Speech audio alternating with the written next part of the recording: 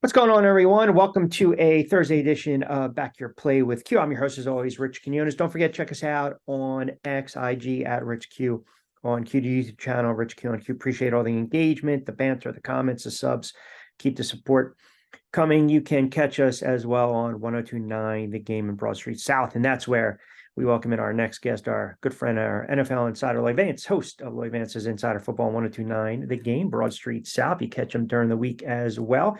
Follow him on X at Lloyd Vance as we get set for another weekend of football, week 14 already in the NFL. Tonight, snooze fest, Pats, Steelers. We'll get into it in a moment, but my goodness, is it because we're getting older? The season seemed to go by so fast, but you blink and I felt like it was September and I was sitting outside on the deck drinking a cup of coffee. Now I got to put on the hoodie and the fleece. It's crazy, Q, because we got some snow out there. I'm here. I'm in the Philadelphia area as you are, and then, it's snowing out there, and then it's late season. So now we're really going to see which teams want to step forward and which teams are going to kind of get ready for the draft. But Q, yeah, it does go way too fast. It just seems like we were just putting our predictions out there. Luckily for each of us, your Lions and Bengals are still hanging in there. And then I had the Niners and the Chiefs. So Yeah. maybe these matchups will come to fruition. All right. So Thursday night, kind of a snooze fest. I know I know the Steelers are laying 5.5. There was some talk that they already wanted to bench Pickett before he went out with that injury. We know about the Patriots and their mess. You're looking at a 2-10 squad. You're looking at a 7-5 Pittsburgh team that, for all intents and purposes, they're right there on the outside looking in the hunt, if you will, in the playoff picture. So this is certainly a game that the Pittsburgh Steelers can ill afford to lose. Yeah, this is a huge matchup for them. And no Kenny Pickett in this one. And on the other side, we're really not sure who's going to be the quarterback. So it's probably going to be Bailey Zappi versus Mitchell Trubisky. So not one of the big matchups that we're looking for in this one, Q. But it's a team in the Patriots. We know where they're going. Yep. Their story's already written, and Belichick's probably going to step away. But that defense is doing a pretty good job. They can still get after people, and that's going to be their calling card in this game to see if they can get a timely turnover with Mitchell Trubisky. And then conversely, the Steelers, they're 7-5. So right now they're sitting as the fifth seed in the AFC. I know it's as crazy as it sounds, but this team as well is going to try to help Hayward and Watt and the rest of the guys can get some game-changing plays. So I expect a very close one, a lot of running in this game, probably a lot of Jalen Warren, some Harris sprinkled in there, but I expect the Steelers to win probably like 13-10. Real low scoring game, probably. I actually think the Patriots might score a touchdown or so. I don't trust Trubinsky in that offense. The Patriots defense has been playing much better. And I know a lot of people think they like the Pats on the money line here. I mean, they're getting 5.5. Either way, you can't go wrong. But again, 8:15 kickoff Thursday night football. All right, I've kind of highlighted 4 or 5 games I want to go through with you. And the Lions are 9-3. They're taking on the Bears 4-8. Lions are laying 3.5 on the road, right? We're talking about a road favorite interdivision matchup. The Bears have played better. They're showing you signs of life here and there. I'm not entirely sold on the quarterback. I think if anything, if there's changes in DC, if there's changes in Chicago, maybe you might see a Eric Bieniemy at the helm with the Bears. But Fields, he got banged up, missed a couple games. Then he's come back. They lost against Detroit in a game they could have won, and then they beat Minnesota in a very low-scoring affair. I think this game, I just like the Lions because I just think offensively the Bears will not be able to sustain any long drives. And I just think the Lions, if they put up 25, I can't see the Bears even remotely matching that offensively. So I do like the Lions in this one. Yeah, Q, and let's not forget this is a rematch from a couple weeks ago where the Lions had that miracle comeback Yeah. where they were almost like Yep. 14 points down, and then they scored with a couple times with like 2-3 minutes left in the game. So you can't discount the Bears, as you were saying. Eberflus is on a hot seat, but this team, especially Justin Fields, is doing a good job. in terms of putting out some effort, and they have guys on defense like Edmonds and some of the guys too. So this is another game. There's probably going to be a lot of. Oh, we'll see about the weather though, Q. This is going to be outside in Chicago. I've already started looking at some of the conditions around the league. This is a situation where there may be some weather in this.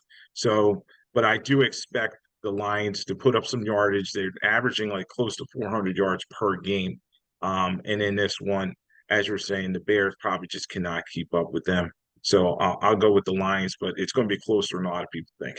Indianapolis, again on the road. They are a slim 1-point dog against Cincinnati, hosting this one. So you got 7-5, you got 6-6 Cincinnati. We saw the kids step in for Burrow, play exceptionally well on Monday night. And then Indianapolis, I mean, you have to really give them credit. They lost their quarterback. Minshew has come in. He's playing himself into a contract, perhaps as a starter going forward next season.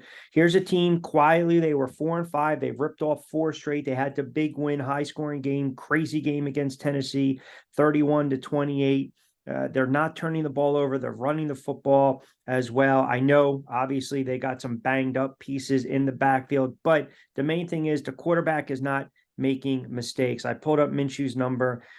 You look at the 10 touchdowns to 7 interceptions. You can kind of live with that because he's making plays when he needs to make with his legs, and I think that shouldn't be understated.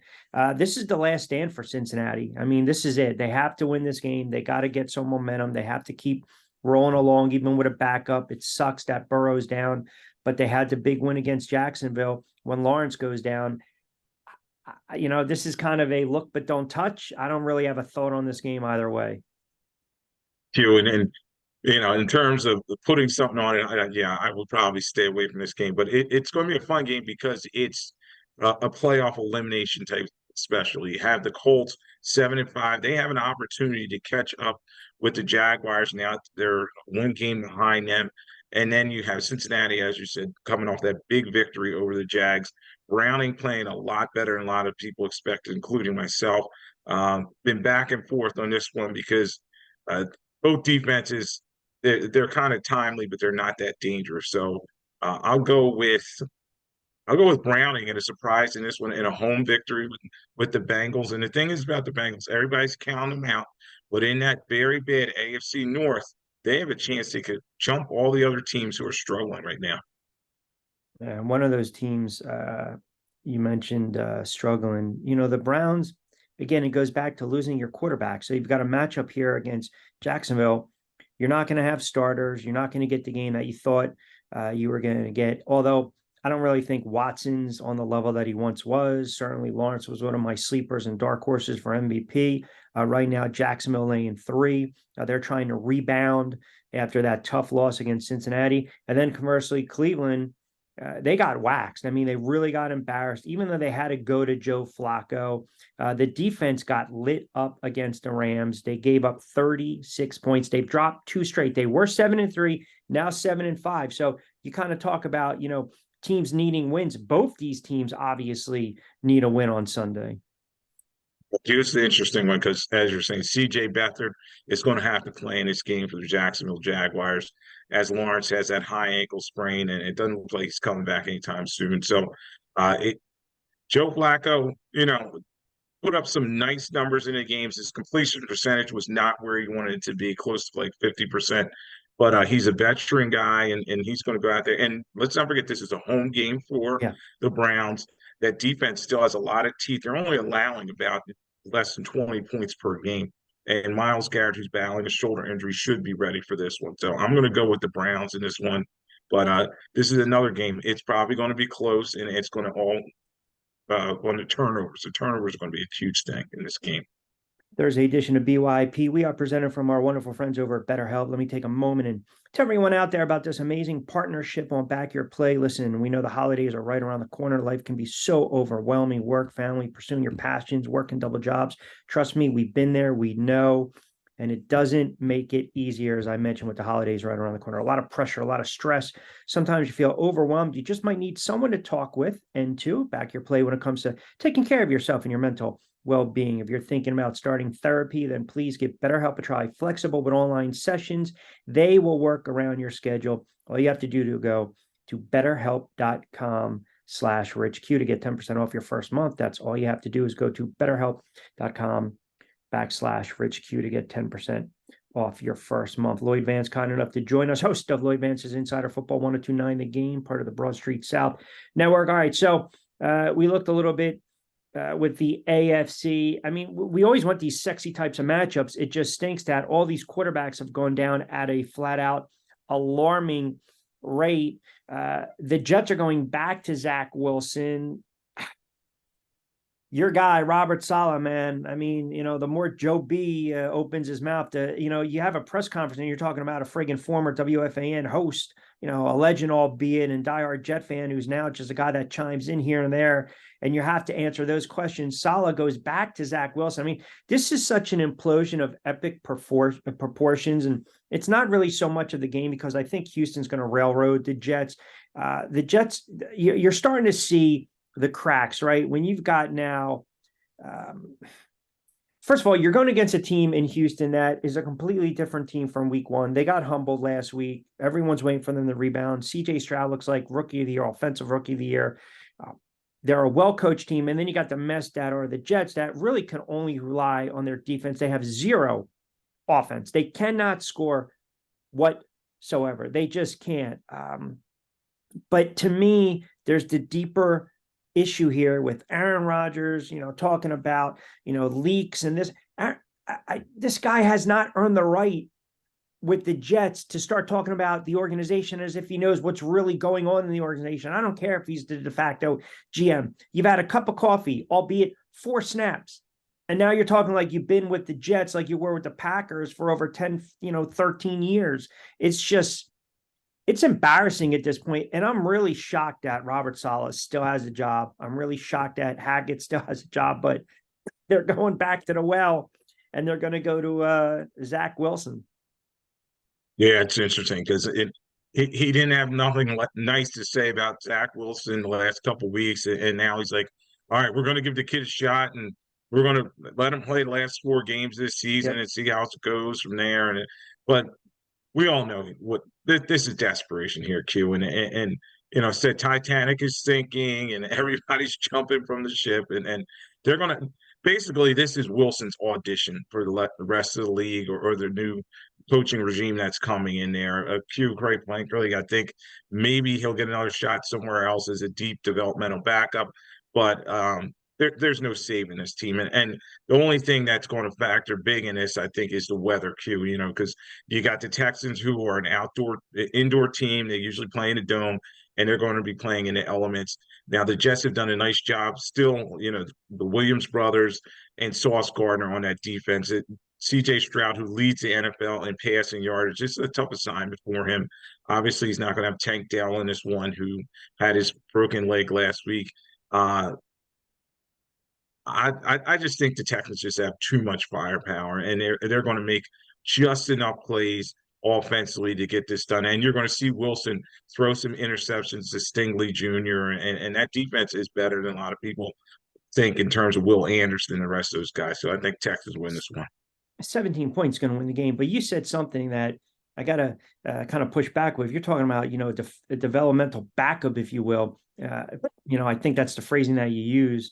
To see if you have something with Zach Wilson. You're talking about the number 2 overall pick. I mean, he's a flat out bust.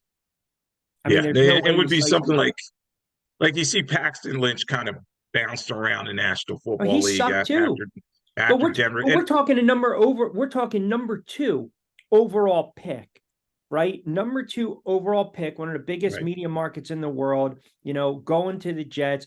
I don't care if he finishes the season and throws for 500 yards a game. He is who he is. He's not a starting caliber. He might not even be in the league. I mean, well, I shouldn't say that because there are so many bad backups. You're right, and quarterbacks go down. But I don't believe the words that he said, being reluctant to go back out there. Who the hell knows who leaked it, by the way? I've got some theories here. So they had Boyle as a backup. And then they cut him. And I'm just wondering if maybe, he knows he was on borrowed time and he went to Zach and say, you know what? Listen, they're probably going to go back to you. And Zach maybe said, I don't really want to go back there behind that line. Forget it. They've screwed up my head. I'm mentally out of it. And then Boyle, says something, rats here and there, drops something, drops a hint, and gets leaked out of where it comes out of the Jets organization. And then who gets cut? Boyle. Now, again, I'm a conspiracy theorist, that. I'm trying to connect all the dots, but stranger things have happened. It's just they put all their eggs in the Aaron Rodgers basket. And when they got home and they put the groceries on the table and they were getting ready to make dinner and they opened up that carton, every friggin' egg was cracked and they were screwed. Sure were. Yeah. They sure were doing it. And it's a house on fire. And Salah's trying to fix this, trying to play nice in the media and all that fun stuff. But we all know what's going on here. There's no fixing this team. It's a hot mess, as I said earlier in the week, and Joe Douglas is going to get caught up in this, the general manager, and they're probably going to clean house and rip it down in studs and then go from there. And Wilson, there's always a coach out there that thinks they can fix one of these Good point. bonus baby first rounders. I look at Carson Wentz. He gets a big contract, goes to the Colts. He messes up there, and then he gets another contract. He goes with Washington. And now he's back with the Rams. So you never know. But yeah, Wilson, he just can't read defenses. He makes mistake after mistake. And that's what I expect is going to happen in this game against Texans. Seattle versus the 49ers. 49ers laying 10.5. They had the big win. They just dog walked the Eagles. The Seattle Seahawks put up a lot of points against Dallas. Couldn't make a stop late in that high scoring affair in which they lost. Geno Smith kind of reverts back to form. I don't know if the 49ers covered the number here, but I just think the 49ers, Seattle's catching the 49ers now at a bad time because they're starting to put everything together late in the season. They know they're trying to keep pace with the Philadelphia Eagles for home field advantage in the NFC. I do like the 49ers. Not sure if they cover, but I can see maybe a late backdoor here with Seattle. But to me, this has the makings of a 31-20 type of 49ers win. In this situation where the Niners, they lost those 3 straight games, they won 4 straight now, and they're kind of on a revenge tour. They want to make sure that everybody knows they are the number 1 team in the NFC and possibly National Football League. And in their 2 biggest games this year against Dallas and Eagles, they outscored them. It was 84-29. So this is another game that they've had circled on their calendar. This is for supremacy in the NFC West. Not that there's any question that the Niners are going to win it, but I expect them to put up some numbers. Geno Smith played very well last week in his big start against Dallas, and they came up a little short, but you can't move the football on Seattle's defense, and that's what I'm expecting. That's going to happen here with the Niners and all the weapons that you talked about. So I expect another big win for San Francisco. 425 window, Bills at the Chiefs. Bills, they're getting a point half, probably, sits at 2, maybe closes 1.5. But to me, it's still a Kansas City type of game. I mean, Kansas City typically responds well after they have some bad losses. They had a bad loss the other night. And again, I spoke to James Hasty earlier in the week on Q, and he said, listen, they're going to figure it out. They got the best coaching staff in the league. They still got the weapons. You like to see more production from the wide receivers. But this, to me, strikes me as a Patrick Mahomes, I'm not going to let my team lose type of game. And more importantly, if you're Buffalo, all of a sudden now, right, we wrote Buffalo off a couple weeks ago. Allen starts to regress. He's having bad turnovers. They're losing these goofy games. Forget about the Bills. They're not going to go anywhere. And they had that game against the Eagles. They have a bye now. They're well rested. Do you think, their stretch run, Kansas City, Dallas, Chargers, New England, Miami, it starts against Kansas City. So this is a must win for the Buffalo Bills. It's the last stand for the Bills. They need to circle the wagons, like they used to say back in the day. And Josh Allen had a great game against the Eagles, but he did have a very bad interception, and he's got to cut down on them. Now the Chiefs defense has a lot of injuries in it. You saw that, and that's why they had some difficulty in stopping the Packers in that game. But I do kind of agree with you that Patrick Mahomes, and this game is in Arrowhead. It's just so hard to beat him in Kansas City. So he obviously is going to need some help from his receivers that have not helped him a lot this year.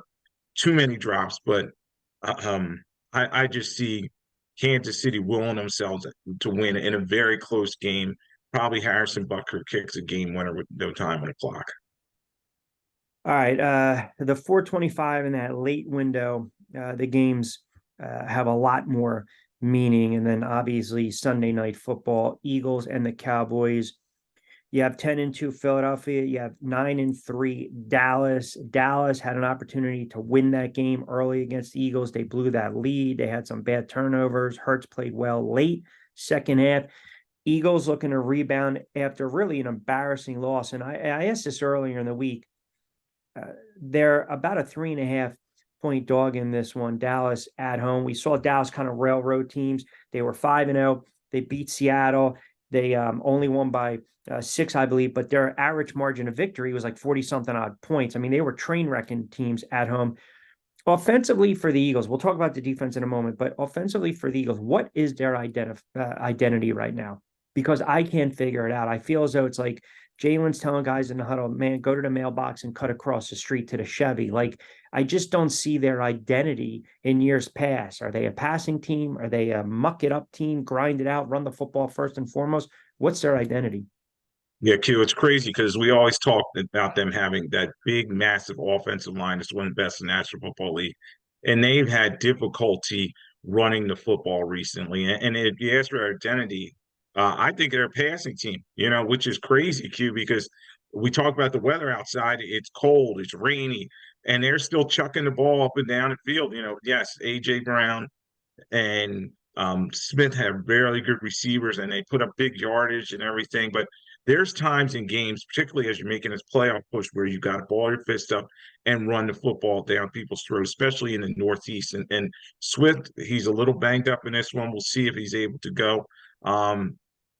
Big spot for the Eagles because last time a lot of people were saying they got kind of lucky with Prescott stepping out of bounds on that That's 2 right. point conversion and the tight end being tackled at the half-inch line and all the ball was bouncing their way in that That one. fourth And down this play. revenge situation for Dallas. Dallas is home where they're undefeated. Dak Prescott plays very well at home in terms of he's comfortable. He gets the ball out of his hand to CeeDee Lamb.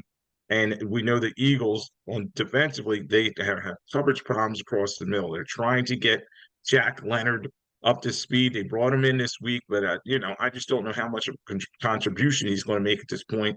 I expect Lamb to have a big game. I expect Ferguson, the Cowboys tight end, to have a big game.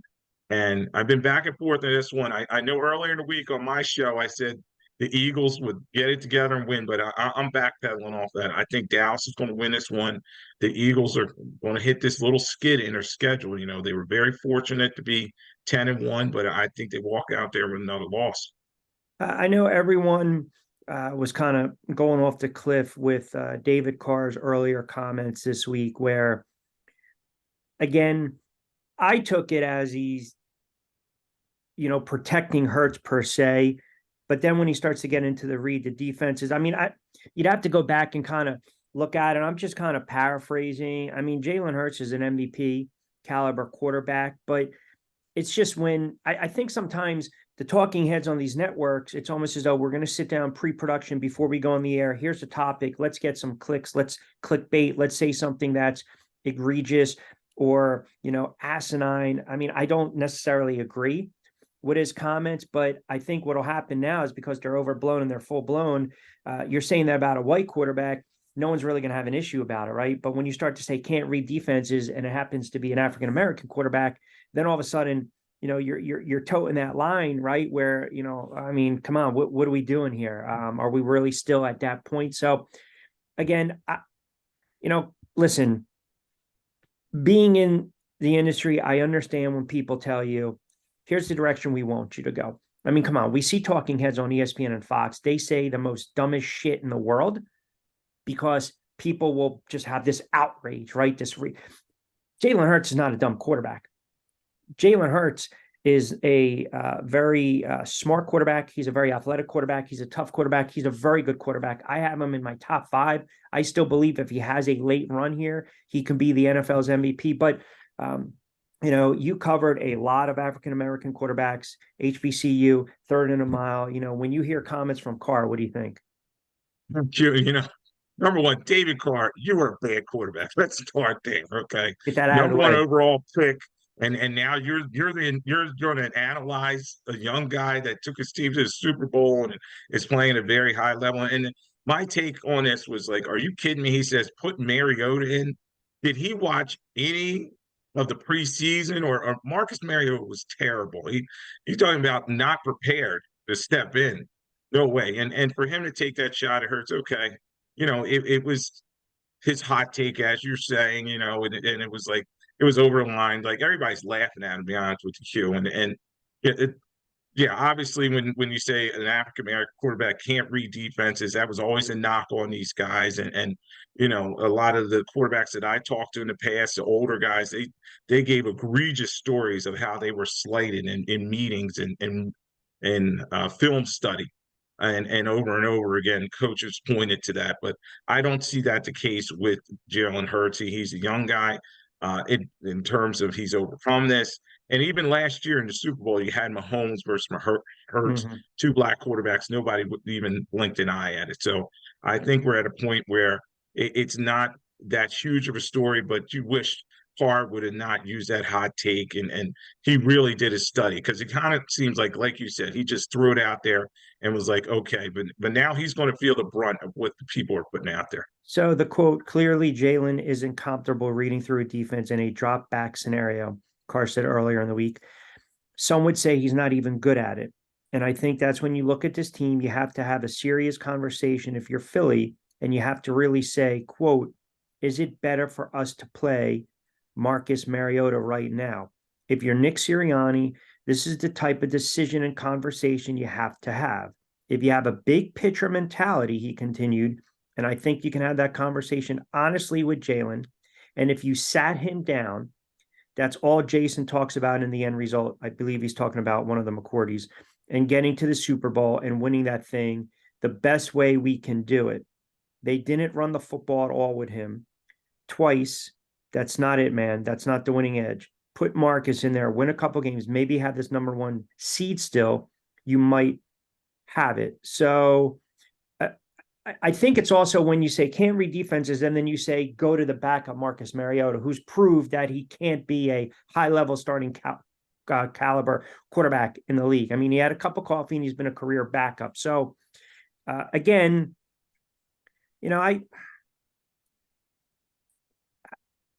I took it as yes, a shot at Hurts, but I also took it as maybe his style of play. You don't want him to get banged up, but to suggest that Mariota gives them a better chance of winning.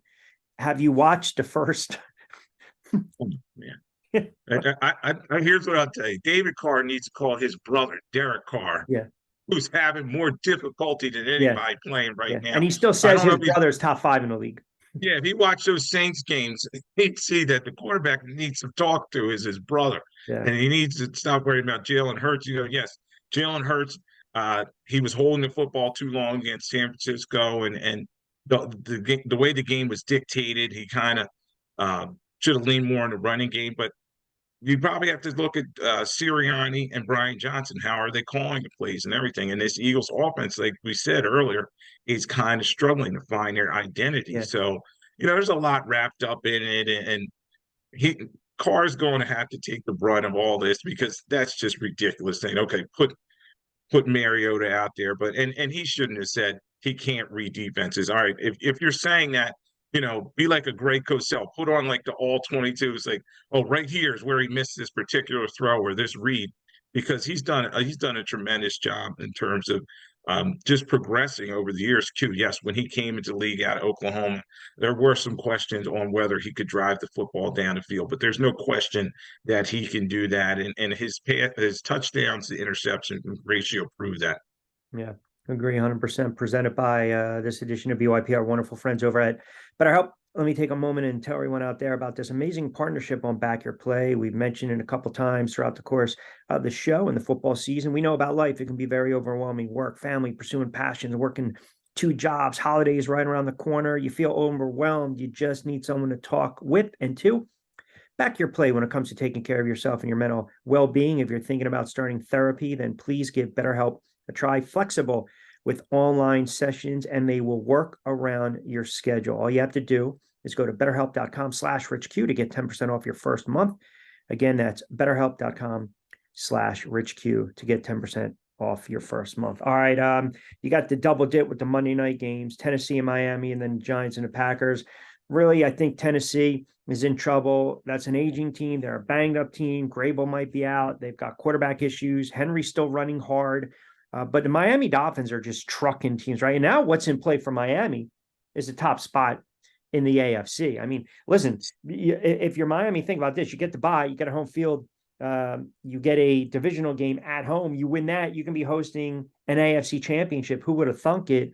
But that team is just loaded from top to bottom. I think Miami at home, they steamroll. I love them with the points. I love them on the money line. I think they're going to put up a boatload of points. We can see another 35-point explosion. Look what they did against Washington. I mean, they are just toying with teams this year.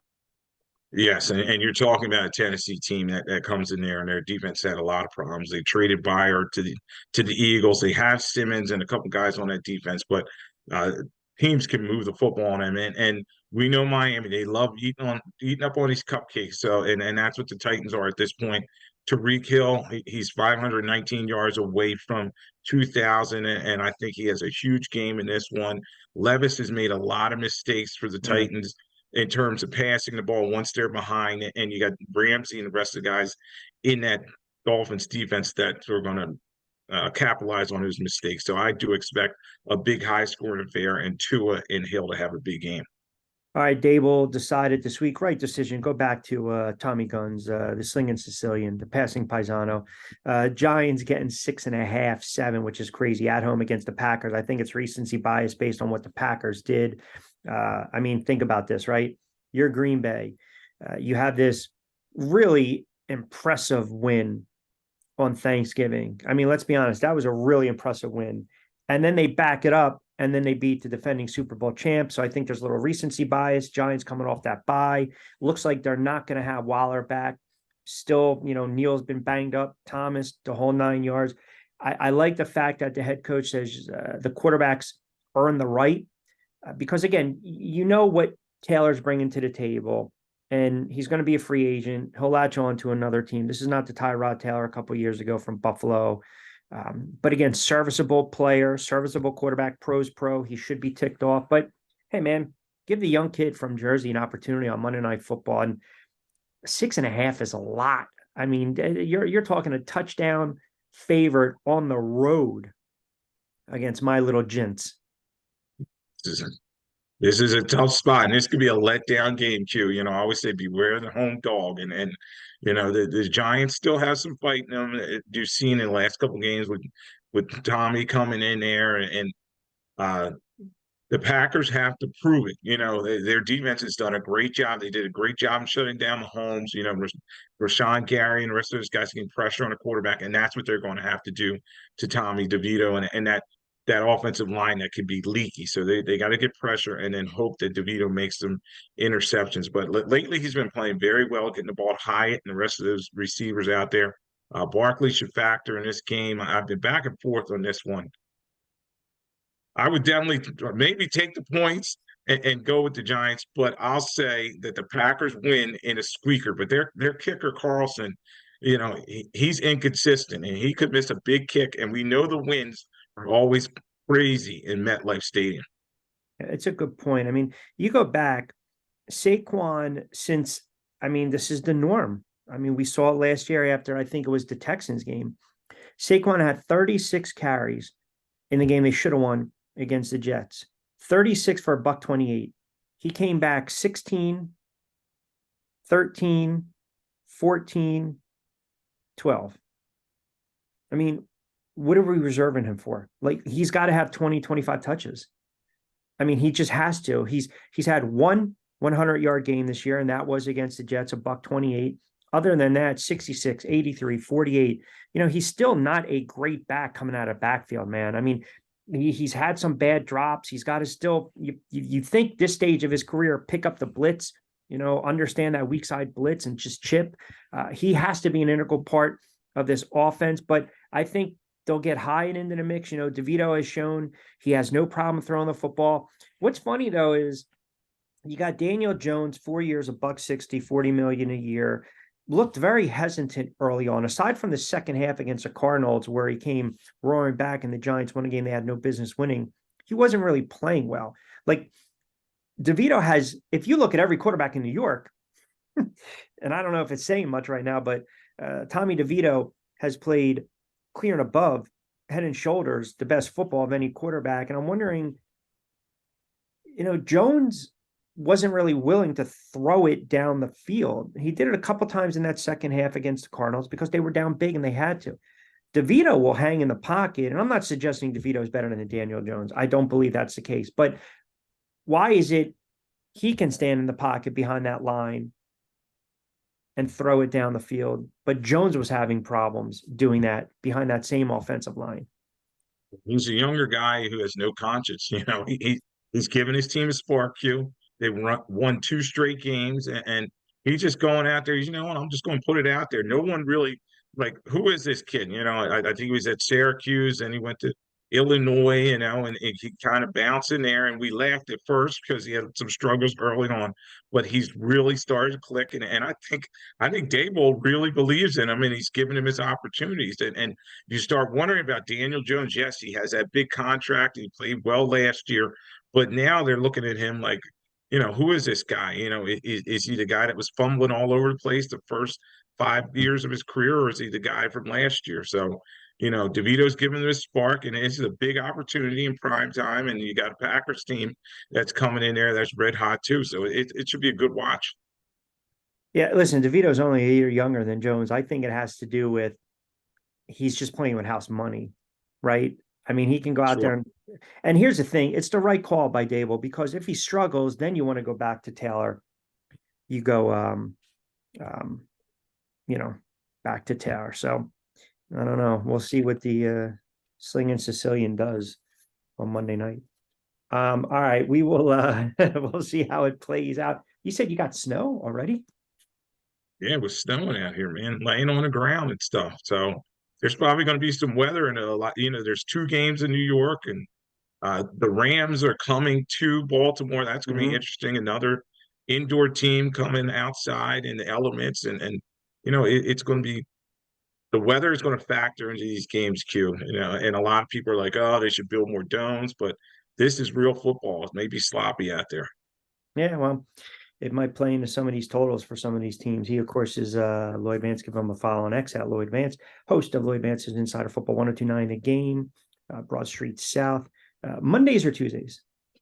Here Mondays, 8 o'clock to about 9 and some change. There you go. That means he goes over, right? Charges time and a half. That's smart. I taught him well. So, all right, brother. Always appreciate you jumping on BYP. Enjoy the games. We'll do it again next week. All right, Q, thanks for having me on.